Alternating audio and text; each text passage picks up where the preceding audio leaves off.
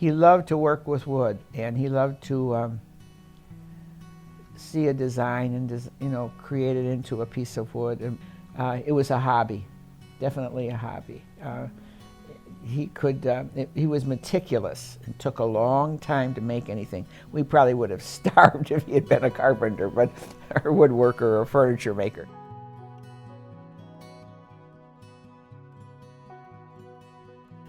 When he was sick, and not horribly sick, but not feeling, great, he would go down to his workshop and spend hours down there just puttering around.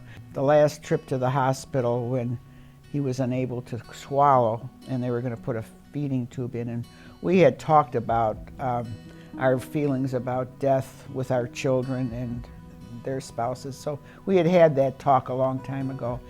And he had been really passive. He was so sick. But then all of a sudden he raised his head and said, "No feeding tube," very loud. I knew right away what I was going to do. There was no thought process. It was just, I'm going to go talk to the doctor, and I'm going to get on the phone, and we're calling hospice. And that afternoon, it was on a Sunday actually, and they came forward on Sunday, got the bed over here, and we got him home.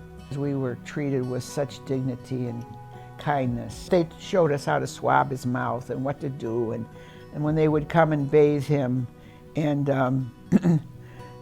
and shave him, they did it with such dignity. And after he died, it was all the follow-up by hospice that was so amazing. It made the transition very, very easy for me. It's a journey that I wish more people were acquainted with. If you're in a nursing home or rehab, you can have hospice come in there and still work with you. I don't think that's well enough known. And I don't think it's well enough known that you can do it early. That's what I would say to people, don't wait. Don't wait.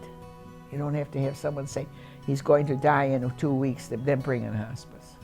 Hospice made us feel so secure through the whole thing. We felt so loved and cared for by them, so we could care and love him.